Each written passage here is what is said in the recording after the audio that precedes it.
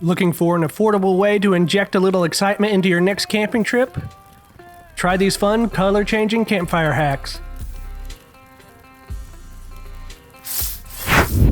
Outcastland.com.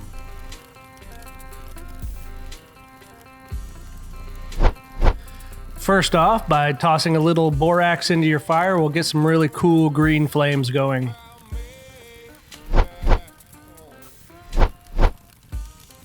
Next up, a little water softener will achieve a really trippy, cool purple effect.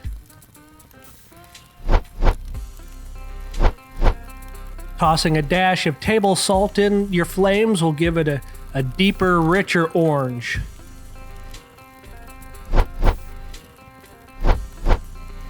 And while using Epsom salt, it will give you a really intense, deep white.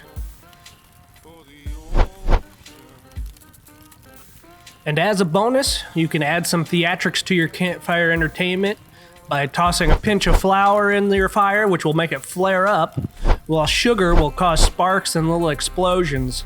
So combining 2 or 3 of these campfire hacks are really cool, and you can really put on a show for your camping buddies.